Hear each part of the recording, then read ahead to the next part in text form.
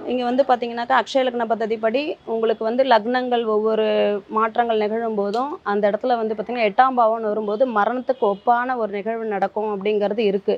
இதில வந்து சில பேருக்கு ஆப்ரேஷன் ஆகுறது, ஆக்சிடென்ட் ஆகுறது, இல்ல சூசைட் பண்ணிக்கக்கூடிய ஒரு மன எண்ணம் வரும். சில பேர் சொல்லுவாங்க, "என் வாழ்க்கையில நான் நெறைய கஷ்டங்கள் பட்டுட்டேன். போதும். அவமானமா இருக்கு.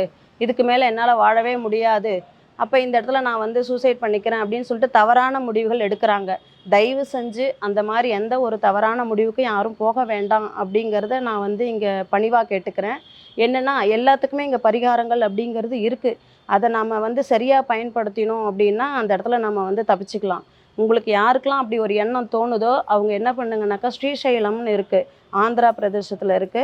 அங்க போனீங்கனாக்கா, அந்த பிரம்மராம்பிகா அப்படிங்கிற அந்த அம்பாள், அங்க போனீங்கன்னா, உங்களுக்கு அந்த எண்ணங்கள் வந்து நிச்சயமா மாறிடும். ஏன்னா, அந்த மூலஸ்தானத்துக்கு முன்னாடி ஒரு சதுரமான ஒரு இடம் இருக்கும்.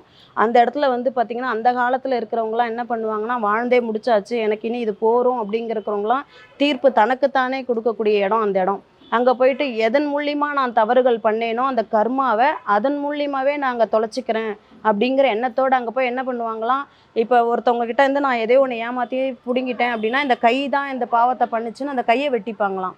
அதே மாதிரி காலால ஒருத்தவங்களுக்கு என்ன பண்ணாங்களா, கால வெட்டிப்பாங்க. ஸோ கழுத்த வெட்டிப்பாங்க. இந்த மாரி அந்த அம்மன் கோவில்ல வந்து இந்த நிகழ்வுகள் அந்த காலத்துல நடந்திருக்கு.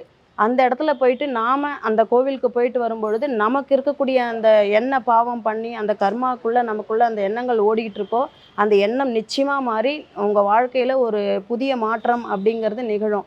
அந்த பிரம்மராம்பிகாவை போய் தரிசனம் பண்ணீங்கன்னாக்கா, நிச்சயமா உங்க வாழ்க்கை வந்து மென்மேலும் சிறப்பா இருக்கும். வாழ்க்கை மாற்றங்கள் நடக்கும். தயவு செஞ்சு யாருமே சூசைட் பண்ணிக்கணும் அப்படிங்கிற தவறான எண்ணங்களுக்கு போக வேண்டாம். இது வந்து ஜாதகத்தில 8ஆம் பாவம் யாருக்கு செயல்படுதோ, அவங்களுக்கு தான் இந்த மாரி எண்ணங்கள் வரும். உங்கள் அக்ஷய லக்னத்த பாருங்க. அந்த லக்னம் எங்க போகுதுன்னு பாருங்க.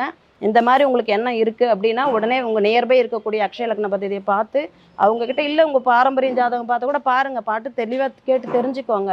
தெரிஞ்சுக்கிட்டு இந்த சன்னிதானத்துக்கு போயிட்டு வாங்க. நிச்சயமா மாற்றங்கிறது உங்க வாழ்க்கையில நடக்கும். வெற்றி நிச்சயம்.